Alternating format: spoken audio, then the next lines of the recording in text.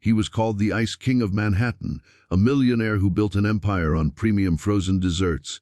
But one cold December evening, a shivering mother walked into his luxury bakery and asked a question that shattered every rule he lived by. She didn't want a discount, not free samples, not charity. She asked for something no one had ever dared to ask him before: an expired cake for her daughter's birthday.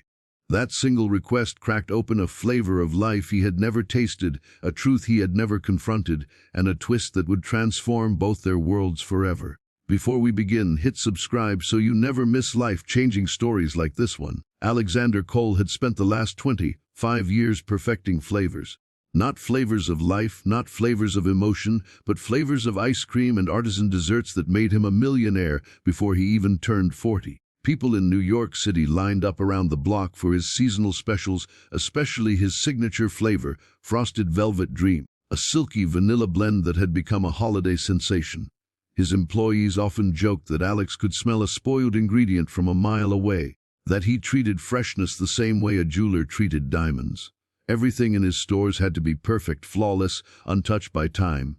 Which is why the moment a trembling woman stepped quietly into his bakery, wrapped in a faded red coat with patches on the elbows, holding a small paper purse and fear in her eyes, everything in Alex slowed down. Her name was Emily Rhodes, though Alex didn't know it yet. All he saw was someone out of place, someone who didn't fit the usual profile of his wealthy holiday customers. She hesitated near the pastry display where fresh cakes glowed under warm lights. Her fingers hovered over a chocolate ganache cake, but she quickly looked away when she saw the price tag. Alex watched as she swallowed hard and finally approached the counter. His cashier greeted her, but Emily's voice was so soft the cashier leaned forward to hear her. The woman cleared her throat and asked a question that made the cashier blink in confusion. Emily asked if they had any expired cakes for sale. Not damaged cakes, not discounted cakes, expired ones. Alex, who had been decorating a holiday order in the back, stepped out curious. He asked her what she meant, expecting maybe a prank or misunderstanding, but Emily repeated her question more clearly this time. She explained she didn't need anything fancy. She just needed a cake for her daughter's birthday the next day. She had asked other bakeries, but they had thrown their expired ones out. She hoped maybe this bakery had one that wasn't too spoiled, one she could buy for a few dollars. She apologized as she spoke, apologizing for taking their time, apologizing for even asking, apologizing for being poor. Alex, who was so used to hearing people demand perfection, stood frozen. No one had ever asked him for something expired before. It felt wrong, like a violation of the rules he lived by. He told her calmly that they did not sell expired products, that everything here was fresh. Emily nodded, thanked him regardless, and turned to leave, but something in her voice lingered in the air. There was no manipulation in her tone, no theatrics, just a tired mother running out of options. Alex could have let her walk out and forgotten her by closing time, but something inside him tugged hard, like the faint aftertaste of a flavor he had forgotten existed. He told her to wait. She hesitated near the door as he walked around the counter and approached her.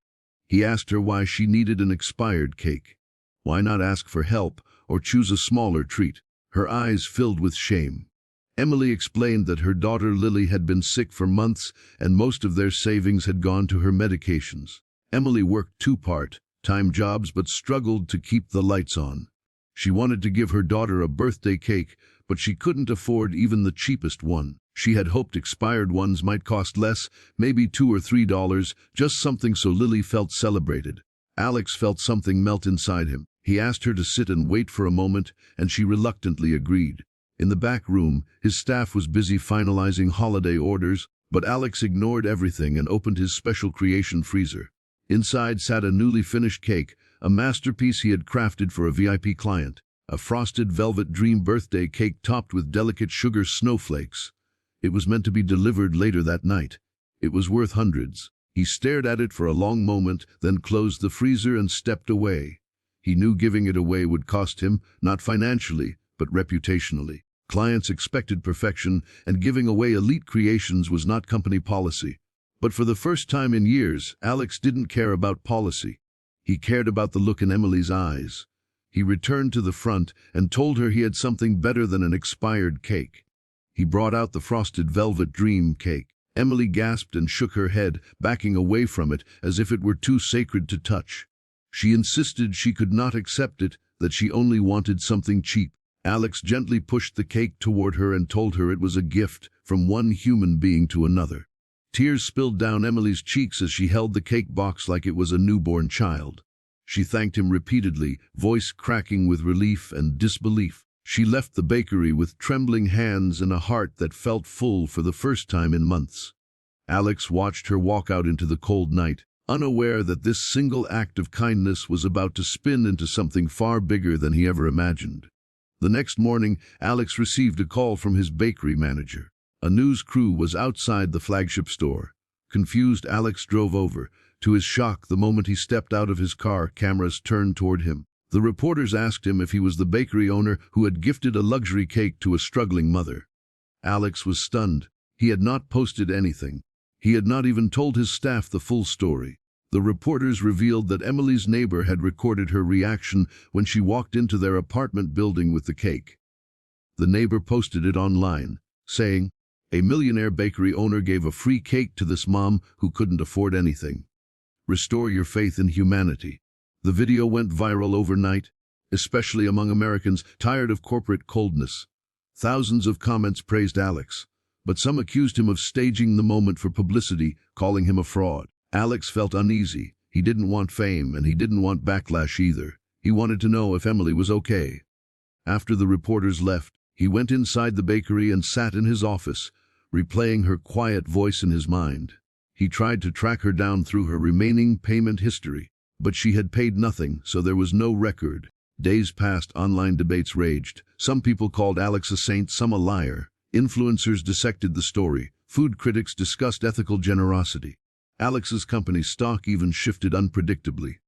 But none of that mattered when a letter arrived at his store. A hand-delivered envelope addressed to Alexander Cole. Inside was a short handwritten message from Emily. She thanked him again and said she didn't realize her neighbor had filmed the moment. She apologized for the attention it brought him. She said Lily had cried happy tears seeing the cake and that it was the first real smile her daughter had shown in months. She also wrote that she didn't want to burden him further, so she didn't include her address. But she hoped life repaid him for his kindness. Alex stared at the letter for a long time. Something inside him refused to leave it at that. He wanted to help not for the cameras or applause, but because something about Emily and Lily felt unfinished. That night, he made a decision that shocked his entire corporate board. He announced a new charity initiative called Flavor of Hope, dedicated to providing free birthday cakes to children in low-income families across the city. The board protested. They said it was too costly. They said it wasn't part of the brand. They said generosity didn't convert into profit. Alex listened politely, then ignored every objection. The program launched within a week. Orders poured in. Families from all over New York requested cakes. His staff worked overtime, not because he demanded it, but because they believed in the cause. The media praised the initiative. Critics softened. And yet, Alex felt something missing. He wanted to find Emily and Lily.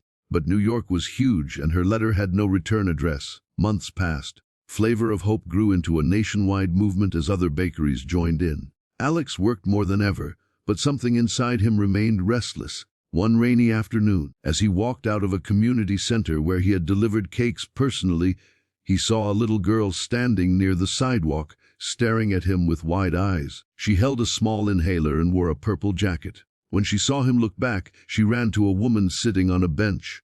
The woman looked up. It was Emily. They both froze. She looked healthier than before, her face fuller, her eyes brighter. Lily ran up to her and whispered something in her ear. Emily smiled, stood, and approached Alex. She said she had been volunteering at the community center for months now, because they had helped her during her hardest times. She didn't know he would be here. Alex asked how Lily was doing, and Emily said her daughter was getting better thanks to improved treatment. Alex hesitated before asking why she hadn't reached out again. Emily looked down and said she didn't want him to feel obligated to help them more. She didn't want to be the reason people accused him online or judged his intentions. She said Lily's birthday cake was enough to change their lives because it gave Lily hope again. Alex felt something tighten in his chest. Emily was not asking for anything now, just as she hadn't asked for anything before. She was simply trying to survive. In that moment, Alex realized the truth. The flavor he had been missing all these years wasn't sweetness or perfection or luxury. It was humanity. He invited Emily and Lily to visit his bakery anytime. Over the next year they did, slowly at first, then more comfortably. Lily loved tasting new flavors Alex created, and Emily would sit and talk with him about life, about work, about healing. Their conversations became the warmest part of Alex's week. And somewhere along the way, something soft and unexpected began to grow between them. Not romance at first, just connection, respect, understanding. But life had one more twist waiting. One day, when Lily felt well enough, Alex invited her to his kitchen to create her own ice cream flavor. She mixed strawberry, marshmallow, and a hint of mint. She called it Winter Blossom. Alex loved it and put it on the menu as a seasonal flavor, crediting a little girl with a big imagination. Winter Blossom became a bestseller. Customers adored it and always asked about the young creator.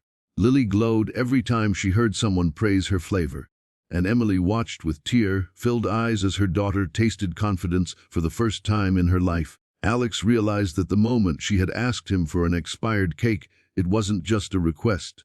It was the moment that melted the frozen parts of his own heart. Months turned into another year, and Alex found himself spending weekends helping Emily with errands or taking Lily to the park. The three of them slowly formed something like a family, though no one ever spoke it out loud. It was unplanned, unforced, simply natural.